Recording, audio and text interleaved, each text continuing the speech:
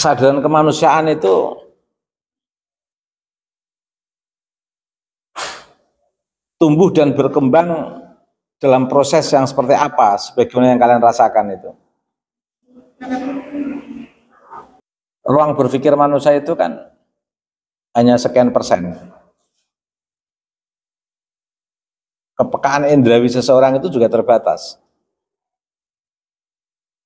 Lebih banyak manusia itu berperilaku di luar kesadaran nalar, di luar respon indera, itu lebih banyak hal yang tidak disadari. Oke, ini hanya pengantar saja, hanya pengantar. Nanti akan ada happy ending, kebahagiaan akhir dari sebuah diskusi. Umumnya orang pengen, kalau sedih itu pengen lepas dari kesedihan atau pengen tambah sedih?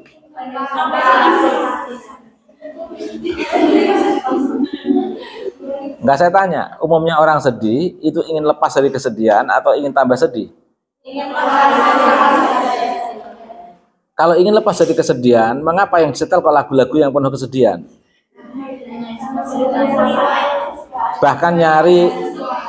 Bahkan nyari film-film yang sedih-sedih. Sama dengan orang yang suka takut, tapi dia senang lihat film horor. Ada nggak?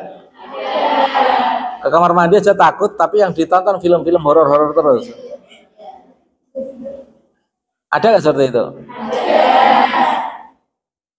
Sama halnya seseorang putus cinta benci dengan yang sudah putus itu, tapi pengen aja lihat orangnya itu lewat di depan mata itu. Kalau orang putus cinta benci itu nggak ingin lihat atau ingin lihat tapi jarak jauh begitu. Halo? Iya, jarak jauh. Loh, udah benci, pengen putus, menyebalkan tapi masih pengen lihat. Jadi itu sebenarnya sadar atau tidak sadar manusia seperti itu.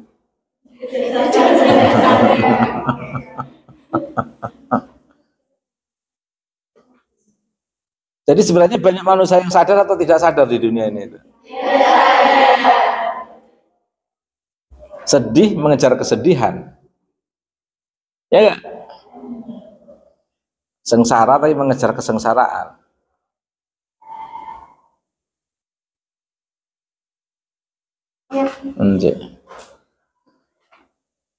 Sudah tahu saudaranya itu musuh bebuyutan, tapi pengen saja kumpul.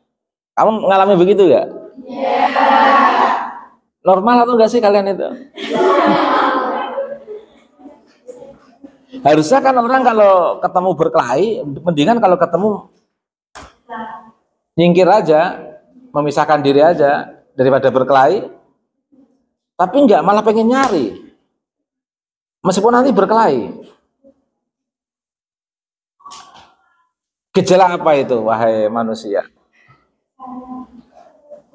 Saya nggak benci.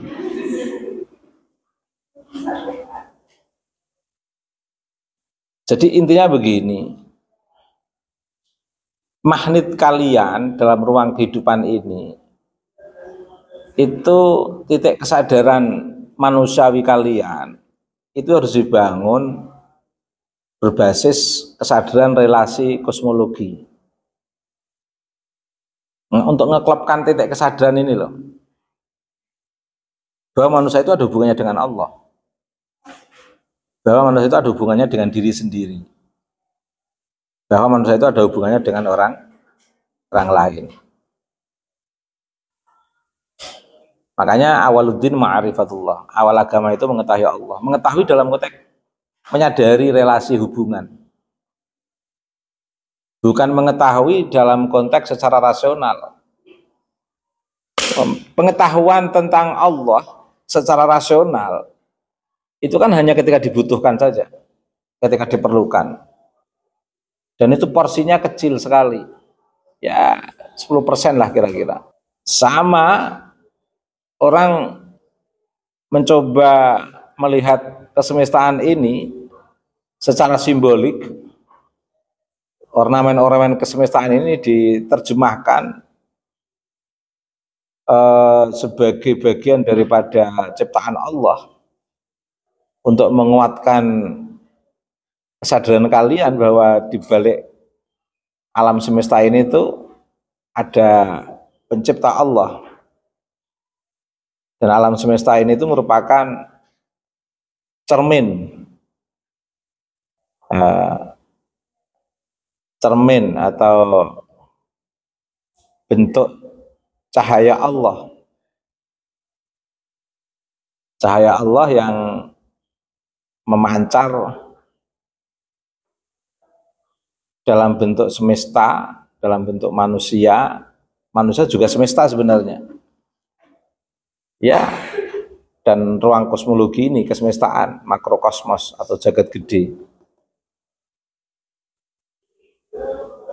Nah, kesadaran manusiawi itu di situ prinsip dasarnya, yang lainnya nanti mengikuti. Ini ada konsep nilai kemanusiaan dalam filsafat Jawa, ini menarik ini.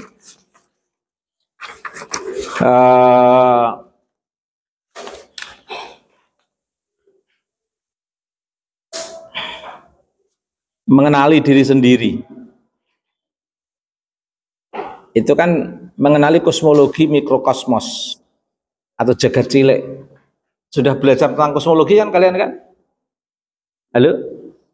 Sampun dereng? Sampun. Kita ini kan jagat cilik ini, mikrokosmos manusia ini. Kenali dirimu, atau dalam bahasa Inggris itu kind himself.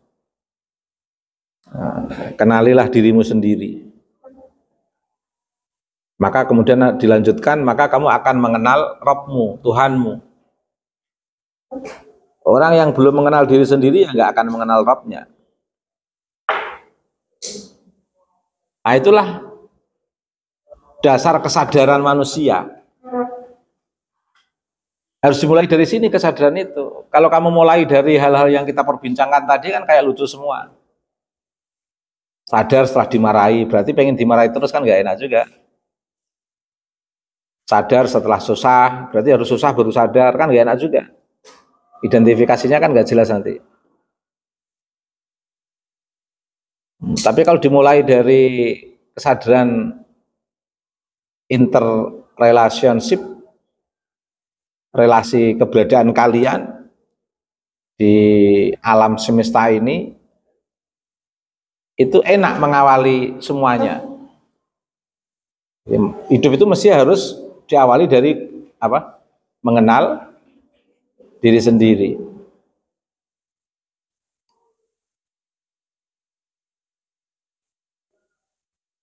Lah, kalau kamu mengenali diri sendiri, kamu akan mengenal orang lain dalam konteks kemanusiaan. Karena unsur kemanusiaan kamu, salah satu di antara kamu itu juga unsur kemanusiaan yang lain. Unsur kemanusiaan saya itu juga unsur kemanusiaan siapa? Mbak Gia. Unsur kemanusiaan Mbak Gia itu juga satu unsur kemanusiaan Mbak Nida, dan semuanya unsur kemanusiaan itu sama. Makanya ada istilah ini, mankind is one. Kemanusiaan itu satu. Kalau kamu merasa dicubit itu sakit, ya jangan mencubit orang lain. Karena dia pasti akan merasakan sakit sama dengan yang kamu rasakan. Paham nggak? Kalau kamu menolong orang lain, kalau kamu ditolong orang lain senang, berarti orang lain juga akan senang kamu tolong. Kalau orang lain kamu fitnah itu sakit, kalau kamu itu difitnah sakit, berarti orang lain juga sakit. Beda nggak kemanusiaan itu? Sama. Diri seorang manusia A itu sama dengan diri seorang manusia B, C sampai Z. Manusia di Indonesia itu sama status kemanusiaannya dengan manusia yang ada di Afrika, Asia, Asia Tenggara, Timur Tengah, Barat, Eropa, sama. Nah, maka istilahnya kemanusiaan itu satu.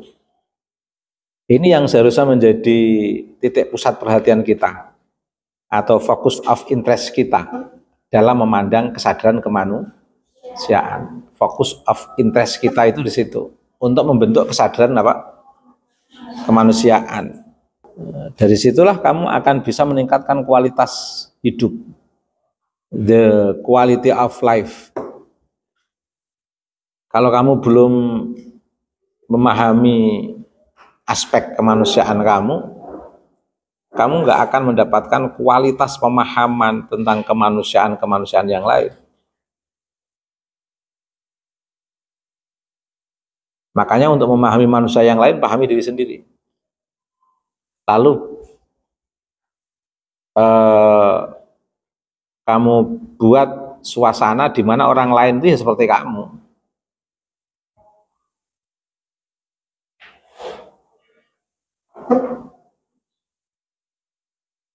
Cinta kalau ditolak itu sakit nggak? Sakit. Ya, berarti suatu ketika akan ada orang yang mencintai kalian, yang kalian juga harus hati-hati menolaknya. Karena dia juga akan merasakan sakit ketika ditolak. Kalau disakiti, didustai, sakit enggak? Ya, kalian jangan mendustai cinta. Karena jangan diobral cinta, karena nggak ada cinta selain kepada Allah, kepada Nabi Muhammad, dan kepada ilmu pengetahuan. Dulu pernah saya sampaikan kan? Ya ada. Bahwa relasi manusia antar manusia itu sebenarnya relasi yang didasarkan kepada apa? Penuh cinta manusia itu kan meminjam cinta kepada Allah dan kepada Nabi Muhammad. Kalau ada manusia yang mengatakan cinta itu pasti sumbernya dari 3 hal. Apa saja? Dulu saya pernah menyampaikan dari kehendak atau nafas, dari angan-angan, pengandaian, dari syahwat. Maka dari 3 sumber ini orang akan mengatakan cinta, padahal sumbernya dari 3 hal ini. Lah pertanyaannya, kalau cinta itu bersumber dari 3 hal ini, itu valid atau tidak valid? Valid atau tidak valid? Tidak valid. Kalau sumber dari pengandaian namanya aja sudah pengandaian. Mengatakan I love you dari pengandaian, berarti kan ungkapan itu pun sudah diandaikan. Kalau namanya diandaikan berarti kan sudah tidak sesungguhnya. Kalau ada gerak syahwat, orang mengatakan I love you, berarti kan cintanya karena ada syahwat. Kalau syahwatnya sudah tidak bergerak, sudah berkurang kata I love you energinya itu tadi. Atau ada kehendak. Nah, kehendak itu biasanya ya keinginan, menginginkan saja, bukan totalitas dari sebuah rasa cinta, tapi hanya sekedar ingin. Kan tidak enak. Misalnya ada si A mengatakan, saya kok ingin mencintai kamu. Kamu enak nggak mendengarkan ucapan itu? Tapi kan nggak mungkin orang mengatakan saya kok ingin mencintaimu, kan nggak mungkin. Biasa basinya ya saya mencintai kamu sepenuh hati. Padahal sebenarnya itu dari cuman dirubah bahasanya menjadi lebih puitis saja. Enak nggak kalau ada orang mengatakan seandainya saya mencintai kamu, enak nggak? Nggak enak. Atau bagaimana kalau bernafsu mencintai kamu, enak nggak? Padahal cinta manusia itu ya sumbernya 3 hal itu, pengandaian, syahwat, kehendak. Tapi kalau terus terang 3 hal ini kan nggak enak juga. Kamu juga cinta kamu juga bersumber dari 3 hal ini, bukan orang lain. Orang lain yang mencintai kamu itu sumbernya dari 3 hal ini, kamu mencintai orang lain itu sumbernya dari 3 hal ini. Kok nggak bisa saling dikatakan dengan terus terang, Pak? Berarti ada kedustaan. Ya memang ungkapan cinta antara manusia itu dusta. Tapi kan nggak enak ngomong menterus terangkan kedustaan, kan nggak enak. Saya ingin dusta kepada kamu. Bagaimana seandainya saya mencintai kamu? Enak nggak mendengarkan kata gitu? Terus kamu juga menjawab, ya saya juga ingin berkhianat kepada kamu. Bagaimana seandainya saya juga menjawab cintamu? Enak ada itu? Kan nggak enak kan? Nah, makanya cinta antara manusia itu sementara sekali. Nanti terbatas dalam ruang mawaddah, mahabbah, rahmah, dan yang keempat lupa. Amanah, kan sudah disampaikan itu. Beda cinta pada Allah, pada Nabi Muhammad, sumbernya dari mana? Dari hati. Oke. Dan rasional. Cinta kepada Allah itu rasional. Ya. Banyak hal yang di luar usaha kita yang kita lakukan. Itu dari Allah. Ya, rasionalnya kita total dengan Allah. Nabi Muhammad membebaskan dan mencerahkan umat manusia. Membebaskan perbudakan, membebaskan perempuan, dibunuh hidup-hidup, kemudian banyak perempuan cinta Nabi Muhammad, rasional atau tidak? Rasional. Merubah tradisi yang barbar menjadi tradisi yang penuh kemanusiaan, keadilan dan persamaan. Kemudian kita mencintai mereka yang beliau yang berjuang seperti itu. Rasional tidak? Rasional. Nah, mencintai Allah, mencintai Nabi Muhammad rasional. Mencintai ilmu itu rasional tidak? Rasional. Karena ilmu bisa menjadi solusi. Kalau kita punya ilmu, kita jadi punya solusi. Kesadaran itu kan bentuk kepekaan. Kesadaran itu kan kepekaan. Kepekaan manusia. Kalau manusia tidak punya kepekaan, sebenarnya dia belum punya kesadaran. Kepekaan diri terhadap apa yang dibutuhkan. Kepekaan seseorang terhadap apa yang dibutuhkan, itu kan kesadaran yang normal. Kalau orang belum peka terhadap apa yang dibutuhkan, berarti dia belum sadar.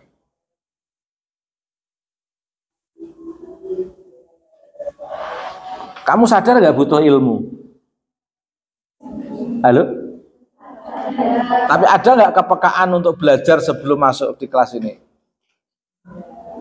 Membaca naskah jurnal, mumpung ada penguatnya sebagai dosen, nanti kita seminarkan, baca dulu sampai matang, begitu nggak?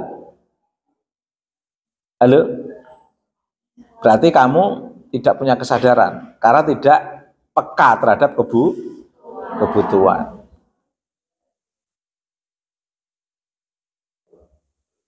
Nah, sadar enggak seorang perempuan, seorang istri menyayangi suaminya? Kalau dia tidak memiliki kepekaan terhadap kebutuhan suami, ya dia tidak menyadari kalau dia itu menyayangi suaminya.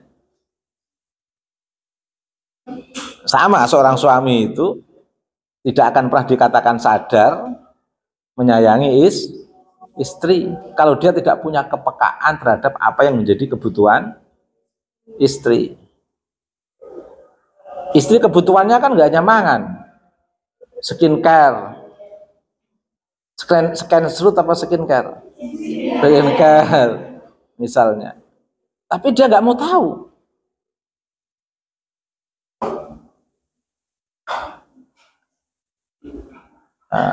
Hak-hak keperempuannya nggak pernah dipenuhi oleh seorang suami. Hal yang sama seorang istri tidak pernah memenuhi hak-hak suaminya. Itu kan berarti tidak punya kesadaran.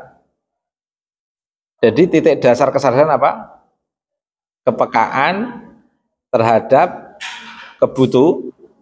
kebutuhan. Ya apapun, kamu peka terhadap kebutuhan kamu. Sebagai solusi kamu.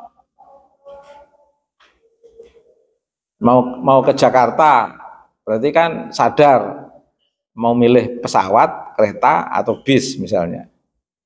Mau ke Jakarta, ya udah siap uang belum? Kan jadi gak enak. Berarti gak peka terhadap kebutuhannya berarti. Asal janji mau ke Jakarta misalnya. Itu. Nah, tetapi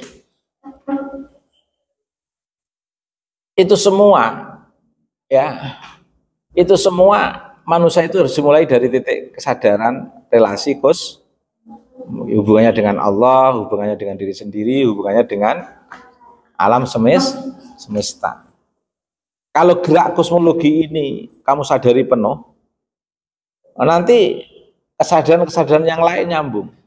Kehadiran kalian di muka bumi ini itu serba terhubung secara harmonis dan utuh, baik dengan Allah, baik dengan diri kamu sendiri, baik dengan alam. Itu terhubung secara harmonis dan utuh. Jangan tanggung, biar kuat hidup kamu. Maka di situ sering disebut interrelationship. Kamu kok nggak utuh merasa hubungannya dengan Allah, ya lemah, kropos kamu. Kamu nggak merasa utuh hubungan diri kamu dengan diri kamu sendiri, sehingga kamu tidak punya kesadaran atau kepekaan terkait dengan apa yang kalian butuhkan dalam hidup atau yang sedang kalian hadapi. Berarti kamu lemah, interrelationship-nya lemah.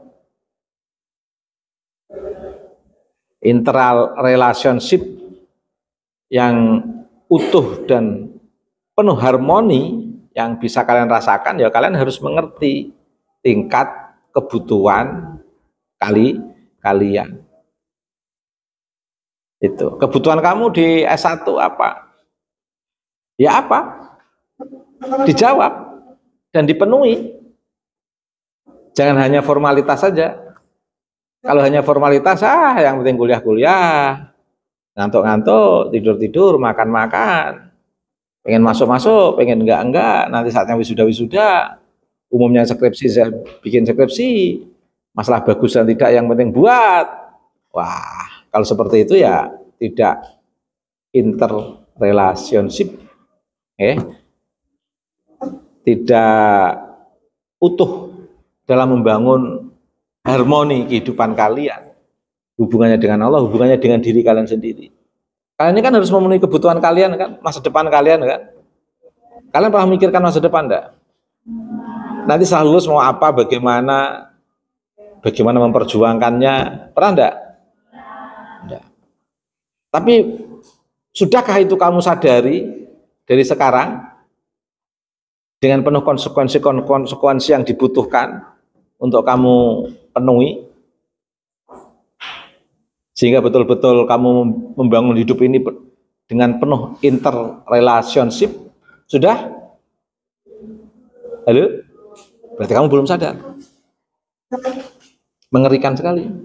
Misalnya, hidup hanya formalitas, tidak diiringi dengan interrelationship. Repot pola hidup seperti itu. Jadi pola-pola konsep Jawa itu sampai sejauh itu menarik sekali.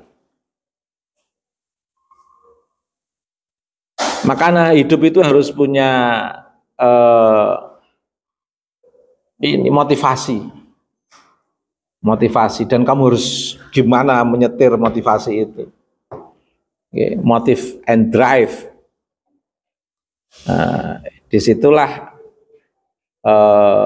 value atau nilai-nilai yang harus kalian rasakan.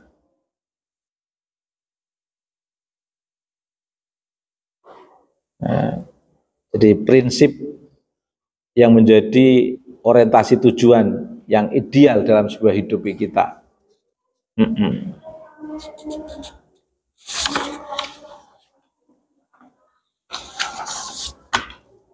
Pertanyaannya, kita ingin merdeka dengan kebaikan kita, atau kita ingin kamuflase dengan kebaikan kita? Kalau kita ingin merdeka dengan kebaikan kita, Ya sudah, kebaikan itu keinginan kita kok, bukan karena ingin balasan dari dia kok. Kalau kita ingin kamuflase dalam kebaikan, ya berbuatlah baik dengan harapan orang lain memberi kebaikan pada kalian. Yang penting bagaimana kebaikan yang kalian lakukan itu harus kalian iringi dengan strategi, biar kalian tidak dimainkan orang. Karena kadang-kadang orang berbuat baik itu dipakai kalahan atau dimainkan oleh orang yang dibaiki. Makanya bertindak seperti pahlawan, tidak akan menyakiti orang dan tahu tidak akan pernah disakiti orang lain. Tahu caranya membahagiakan orang lain dan tahu caranya untuk tidak disakiti orang lain. Tapi cara itu jangan dibuat sebaliknya, biar tidak disakiti orang lain dia harus saya sakiti juga, tidak begitu. Nah, kita berbuat baik pada orang lain, bagaimana orang lain itu tidak memainkan kita, sehingga kita juga tahu akan bahaya yang akan menimpa kita. Paham enggak? Kita menolong orang, tapi bagaimana kita tidak menjadi korban sikap baik kita dari orang yang kita tolong, sehingga kita bisa berbuat baik pada seseorang sesuai dengan kemampuan. Misalnya begini, ada orang mau minta bilang kalau dia itu kehabisan uang. Kamu lihat dia itu memang hidup boros, hidup glamor, hidup konsumeris, hidup hedonis, mau pinjam uang misalnya, dalam posisi ekstrim dia itu sangat membutuhkan pertolongan. Kamu pasti bisa memperkirakan, ini kalau saya pinjami pasti nggak kembali. Satu-satunya jalan ya bagaimana saya memberi saja daripada meminjami nggak kembali. Kalau dia ingin pinjam 1 juta ya udah, semampu saya pengen bantu 100.000 ya untuk Anda ya. Dia nggak usah pinjam. Daripada kamu meminjami tidak ada harapan untuk kembali, lebih baik ngasih sedikit tapi kamu total misalnya, sehingga kamu tidak berharap kepada balasan dia atau kembalinya uang itu misalnya. Atau kamu nggak bisa nolong tapi kamu bisa nolong dari sisi yang lain, entah memecahkan masalah atau apa, tanpa harus memberi uang. Nah, karena kalau kamu beri uang nanti jadi penyakit yang tidak ada henti-hentinya yang dia lakukan misalnya. Jadi kamu itu harus merdeka berbuat baik kepada seseorang sesuai ukuran kamu tadi, karena kemanusiaan itu adalah satu. Tapi kamu juga harus tahu kamu akan dimainkan oleh orang itu, dan kamu harus berusaha bagaimana orang itu tidak memainkan pada kamu. Jadi kamu merdeka, kamu gagah membantu orang, tapi kamu juga strategis untuk tidak bisa dimainkan seseorang. Gitu. Karena dalam hidup ini kan ada ruang di mana kamu harus kompetisi kemanusiaan dengan yang lain, ada di mana kamu harus mendampingi kemanusiaan orang lain. Kompetisi kemanusiaan mungkin lawan-lawan kalian yang harus berkompetisi secara kemanusiaan, secara manusiawi.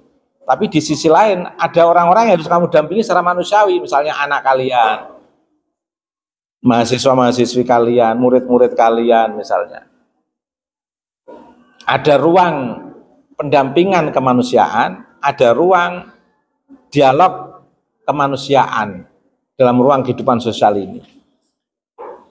Sehingga bagaimana kamu bersikap manusiawi pada orang lain, dan orang lain berperilaku manusiawi pada kalian, dan kalian tahu ada titik-titik ketidakmanusiaan seseorang yang akan diperlakukan pada kalian. Sehingga kalian hidup penuh eksistensi, menolong bukan karena ingin balasan, waspada untuk tidak menjadi korban kemanusiaan, korban penindasan. Hidup ini tuh harus mencerahkan diri sendiri dan orang lain, membebaskan diri sendiri dan orang lain. Membebaskan orang lain dari tipu daya, membebaskan diri kalian juga dari tipu daya. Mencerahkan orang lain dari tipu daya, mencerahkan diri kalian juga dari tipu daya. Saya nggak tahu pilihan seperti ini apakah ideal bagi kalian, atau hidup itu ngeluyur saja tanpa diiringi dengan kesadaran, yang penting saatnya makan-makan, minum-minum gitu. Hidup mau apa ya terserah gitu. Saatnya kuliah-kuliah nggak perlu belajar begitu. Misalnya.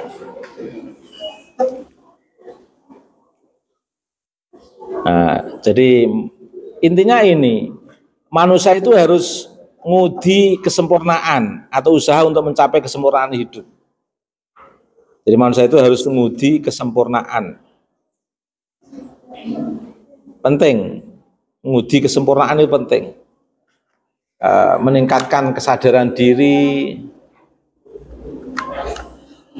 meningkatkan kualitas kemanusiaan kita, meningkatkan relasi suci kosmologi kita dengan Allah, dengan diri sendiri, dengan antar manusia. Manusia harus tahu apa? Sangkan paraning dumadi. Coba diulang. Lagi. Apa itu sangkan paraning dumadi? Asal mula dan tujuan tujuan manusia. Oh, ini ada istilah-istilah menarik ini.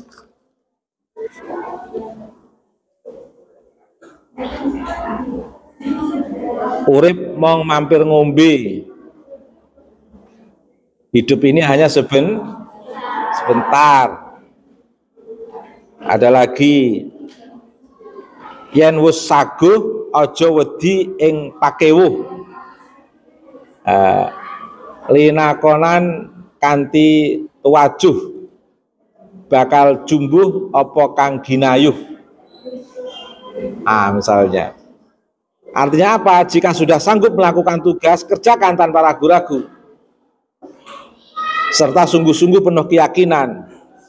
Disitulah akan ditemukan apa yang diidam-idamkan. Coba bersama-sama yuk. Yen wis saguh aja wedi ing pakewuh. Linakonan kanthi tuwajuh. Bakal jumbuh apa kang ginayuh. Lagi, yen wis saguh aja wedi ing pakewuh. Linakonan kanthi tuwajuh. Bakal jumbuh apa kang ginayuh. Ini menarik ini. Nah, ini ada juga ilmu iku kalakone kanthi laku. Ini kan bentuk-bentuk kesadaran semuanya ini. Tek-tek membentuk kesadaran. Sudah kamu baca belum? Berarti kamu nggak punya kesadaran hidup. Guyu kan? Harusnya malu loh. Kalian malu nggak tertawa begitu itu? Malu pada saya atau malu pada diri sendiri? Ilmu iku kalakone kanthi laku. Lekase lawan kas, tegese kas nyantosani. Dadya budya pambirating durangkara. Apa masalah? Bahasa Jawa, ilmu itu terlaksananya dengan usaha. Awalnya dengan niat. Mana niat itu akan memperkuat, dapat menjadi sarana untuk menghancurkan kejahatan. Ini.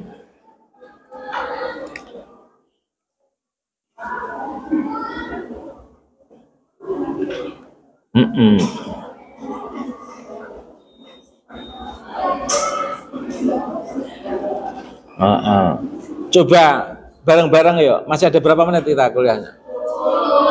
Oke. Nanti setelah ini gak ada kuliah kalian? Oke. Coba bareng-bareng. Semangko ingsun tutur sembah catur supaya lumatur. Dihin raga cipta jiwa rasa kaki ing kana lamun tinemu tanda nugrahaning manon.